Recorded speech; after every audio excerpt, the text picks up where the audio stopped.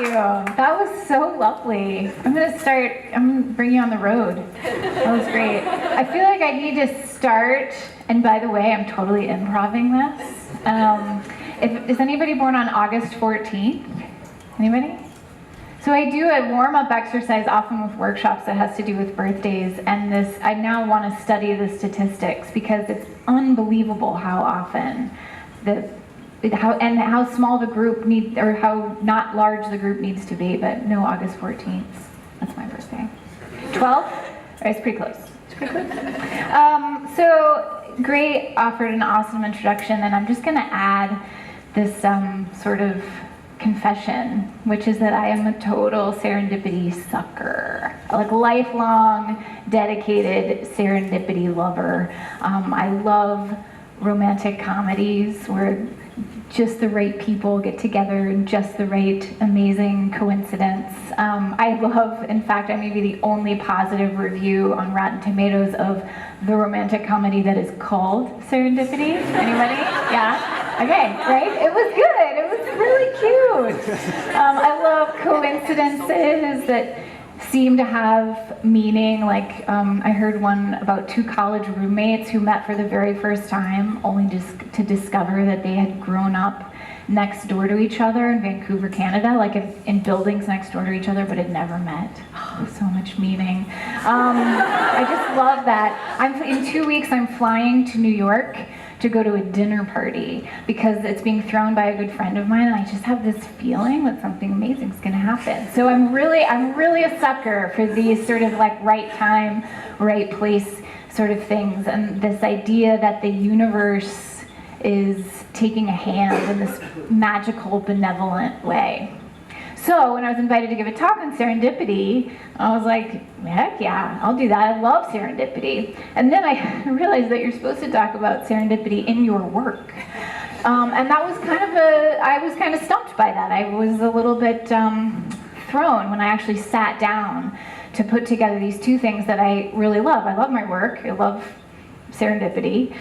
So clearly there would be an overlap. And I had to really, really work at this because serendipity is not really a word that I use in my work, and I actually consider my work to be extremely methodical.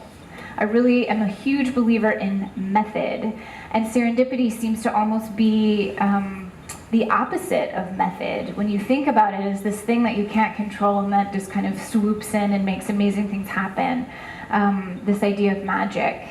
But I love the balloon trick up here because that actually proves, and I'm not necessarily denying that wasn't totally magic, but I'm just saying it's possible that that he planned that really carefully and that there was a lot of practice to make that happen. And I think that's the case I want to make today, that actually serendipity is a thing that we do have control over, and that we can invite in a very purposeful way into our work as creatives. So in my journey to discover this, I started with the dictionary.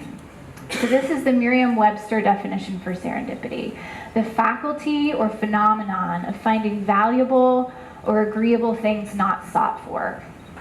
And this really hit me hard. I actually really love this. I find this really provocative.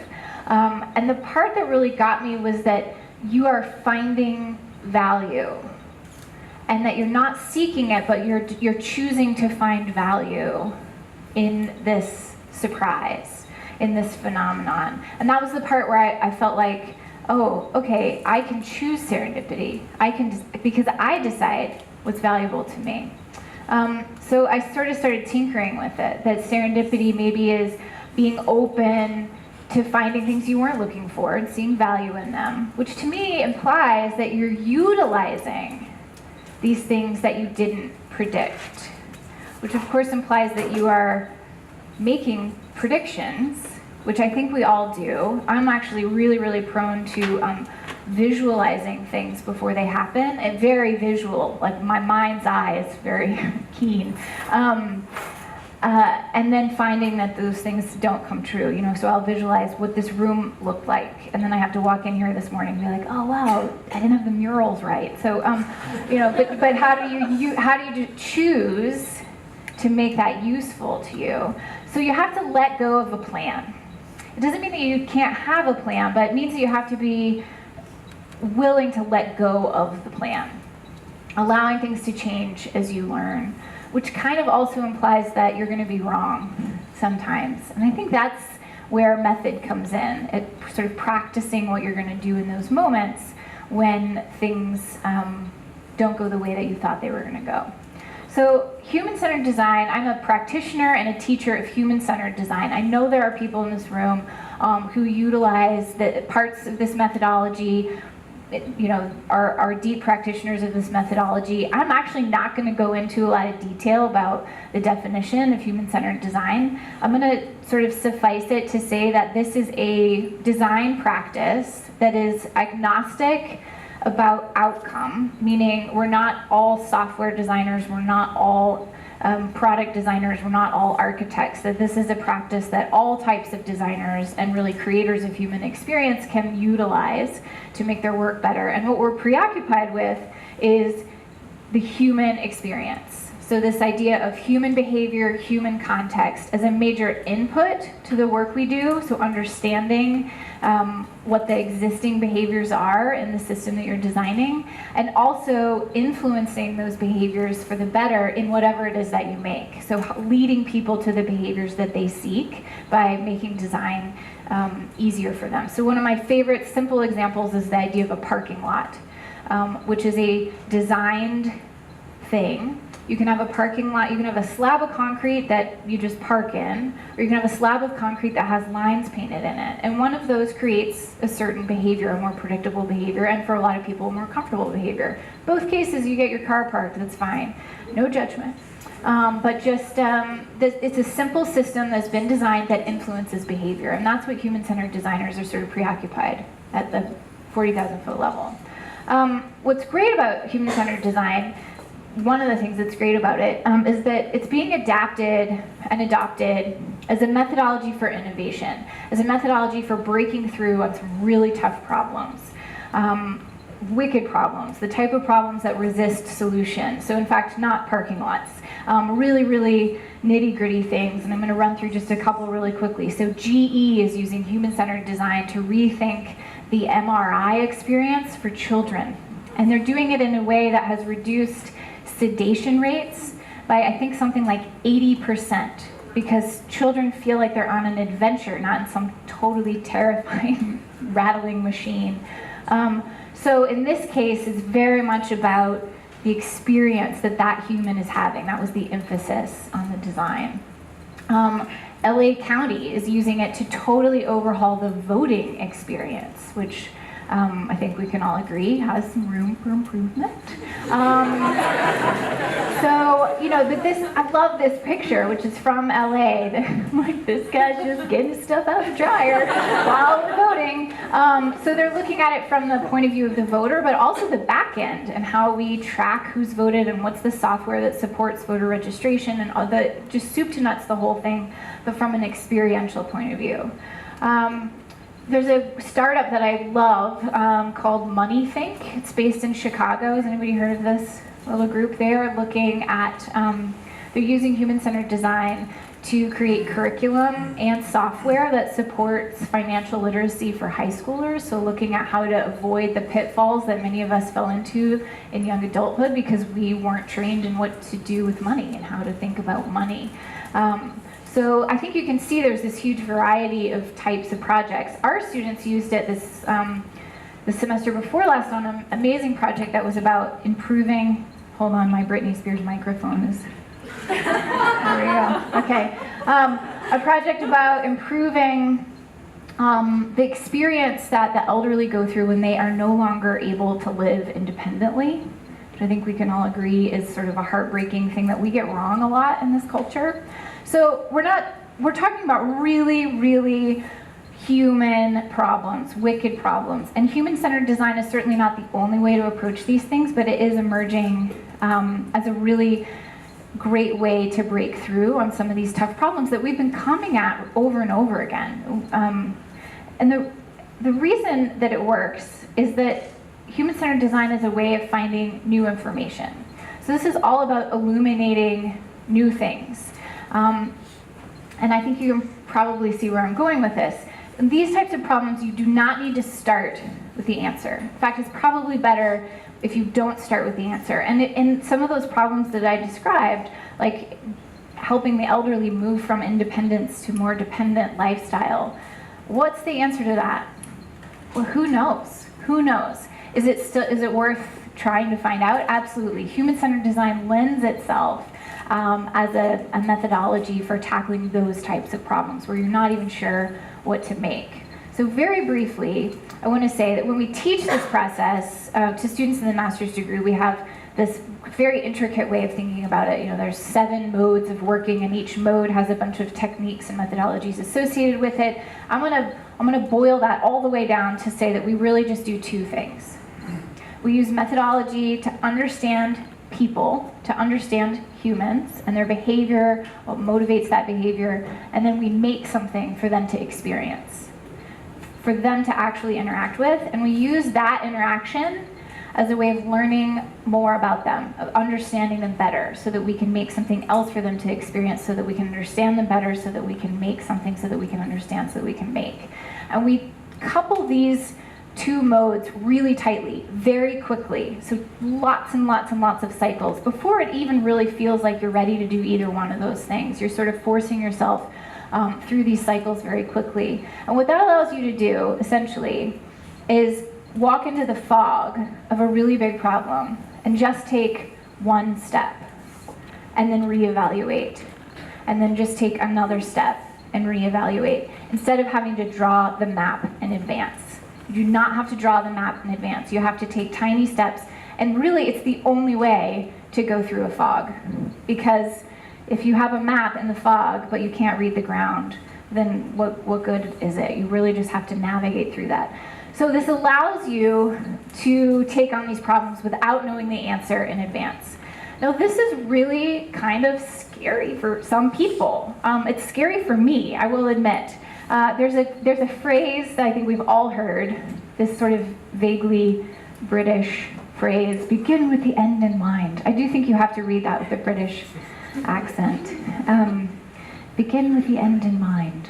It's really actually hard to do that with a British accent. It's one of those phrases that we maybe say similarly. But anyway, maybe because it's vaguely British, or maybe because I lived in England for a little while, but I feel very comforted by this. This feels very prudent, doesn't it? It feels prudent, and we like that. We like feeling like, that's right, we know where we're going, and we're just going to go there, and we're going to do it with gusto, and here we go. But you can't do that if you don't know the end. So I'm not opposed to beginning with the end in mind. I actually think beginning with the end in mind is awesome if you're cooking a turkey at Thanksgiving. You should know how many people and how big that turkey is and how long it's going to take and safe temperatures for turkey consumption and all of that. You should begin with the end in mind. If you're driving to Tulsa, you should begin with the end in mind. If you're doing a knee replacement surgery, there are a lot of really good things. Yeah, you should not do that. That is not a foggy thing. So there are a lot of really worthy things to do in the world where you should begin with the end in mind. Professionally, I am interested in problems where you cannot do that, where you just have to begin. And what this doesn't mean is that you have to just kind of like, oh, we're just going to see what we can figure out. Let's go for a walk and see if an idea falls out of a tree. Although, I will say, as a little bit of an aside, we're obsessed with that lore. We love the lore of serendipitous events and breakthroughs and eurekas. And actually, one of the most famous ones is Newton's apple falling out of a tree. And he's like, oh, gravity, I got it. I mean, what if he had been standing under a different kind of tree? Would we still have not figured that out? I doubt it. But we love that story. We're obsessed with sort of this like, oh my gosh, fell out of a tree, now I get it. But you don't have to do it that way. You don't have to wait for it to fall out of a tree. You can actually think about methodology. And the case that I want to make for a methodology for serendipity is that serendipity illuminates new information. So something new happens. You figure out, oh my gosh, you were born in Hong Kong? I was born in Italy. That's amazing. Right? So there is this lovely magical moment where you discover something if you're open to it, if you're open to that kind of discovery. you see this new information. If you have new information about a problem that's really hard to solve, you're going to be able to see the problem in a new way. So you're going to see the problem in a new light, and that is going to allow you to see new solutions to the problem. So perhaps I've oversimplified this idea of breakthrough innovation, but I really do think that serendipity plays a huge role in human-centered design as a practice because of this, because it illuminates new things that you weren't expecting. Those new things help you see the problem sideways, and when you see that other angle, you will discover new solutions. So we need more serendipity in our work, right? So I am introducing a new term, and it is called planned serendipity. We're going to plan for serendipity because we're not going to just walk around and hope that things fall out of the sky. There's a guy named Steven Johnson, and if anybody has spent more than 10 minutes with me, you've heard me reference Steven Johnson. He has a book that I just love. I don't know what it is about this book that just cut through some stuff and helped me see clearly, but it's called Where Good Ideas Come From. And he has a term, sort of a pattern, that he writes about in this book called the edge of chaos. And that is where good ideas come from, that good ideas come at the edge of chaos. And I think that planned serendipity is a version of this idea that chaos would not be productive, but the edge of chaos, sort of an organized chaos, is very productive. Same for serendipity. I think serendipity is a beautiful thing, but if you can plan for it and you can utilize it, then you're really onto something. So we are going to plan for some serendipity. I have 3 hot tips for planned serendipity.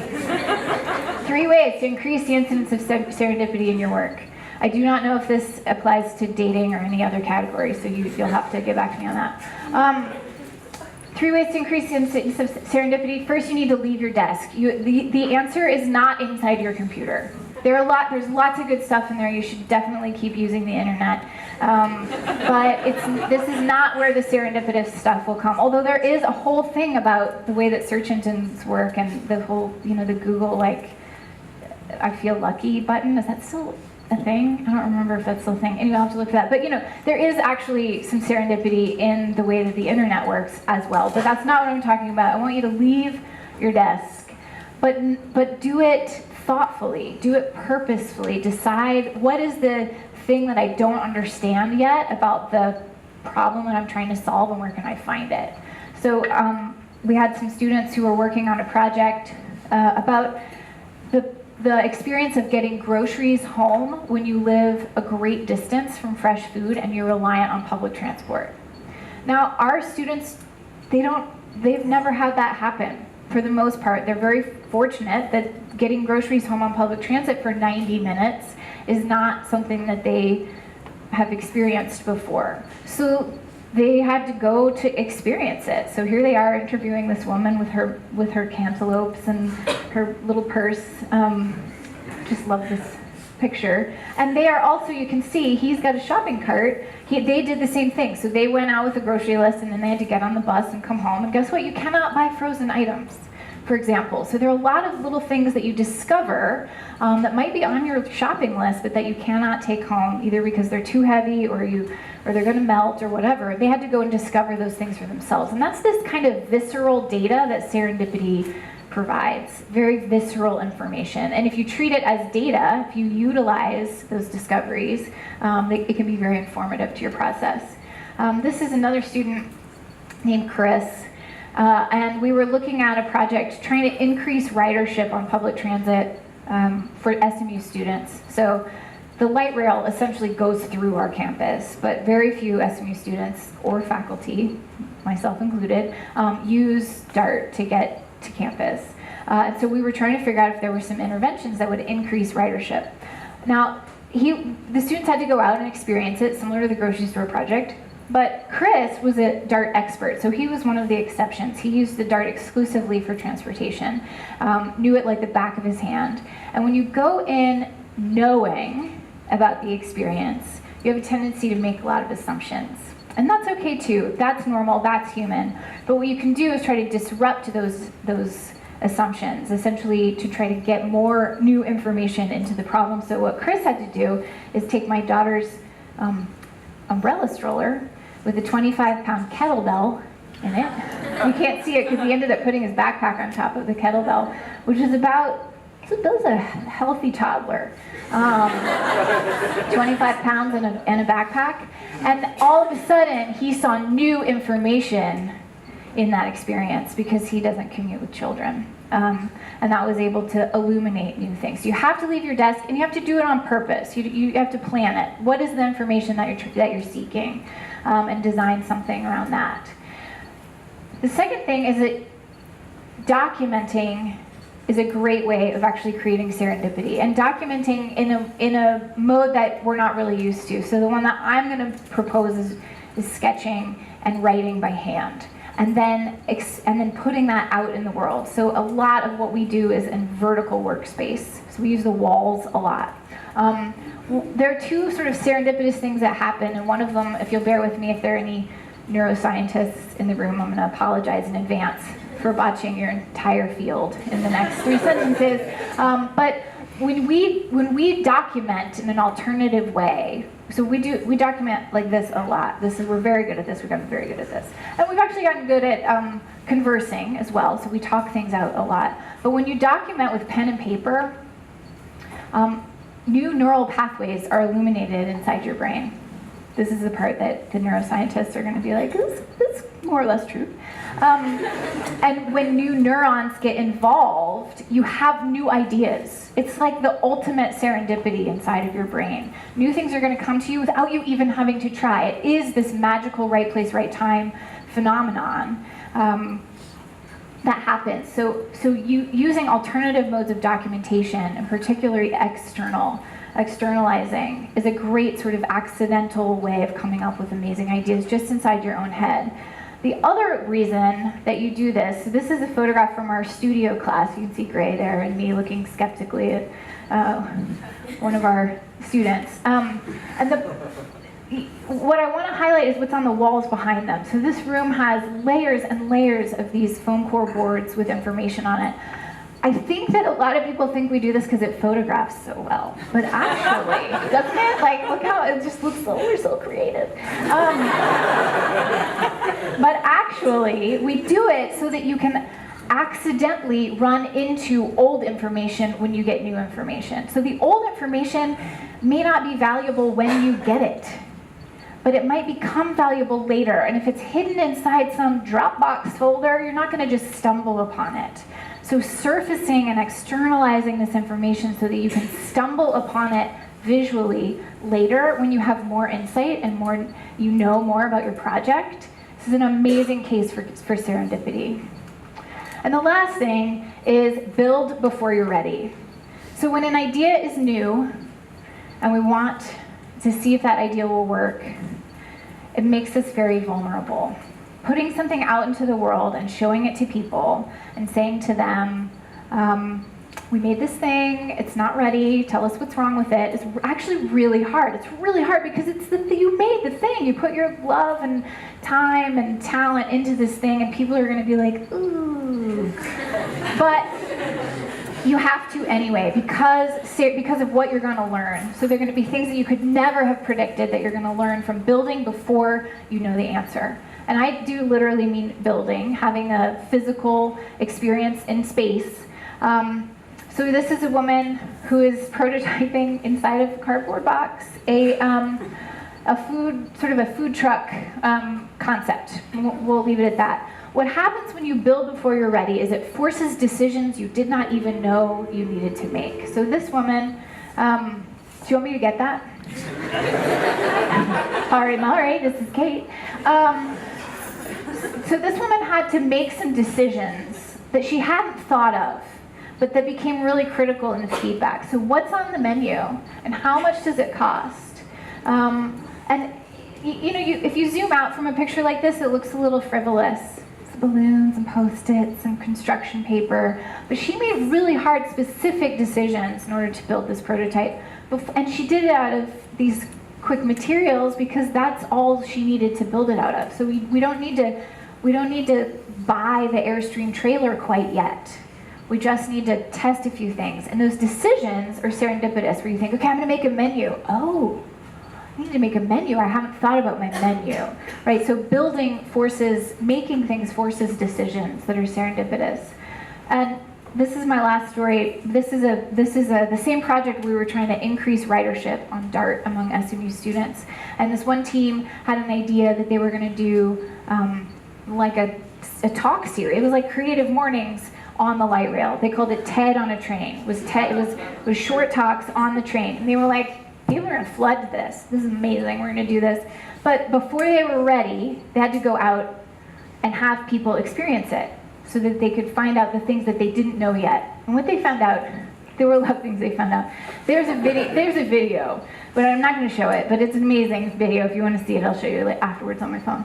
And this is Taylor. This is Taylor. He was our TA that semester, and he is giving a talk on the front of the light rail, and you cannot hear him. He can barely keep his balance, and about 7 minutes into the video, he starts getting heckled by strangers who were basically like, I'm just trying to commute. I've had kind of a long day. Can you please stop? So he was interpreted as one of these crazy zealot people who kind of get on public transit and convert you to whatever the thing is. So TED on a train, not good, not good. It took them 7 minutes to figure this out, and they hadn't even thought about hecklers. They were designing for SMU students, not for strangers. I think they probably would have been heckled worse by SMU students, potentially. But it's really amazing the thing that you can learn, and you go do that before you're ready. You go before you're ready, because the serendipity of what you'll learn from that is really, really useful.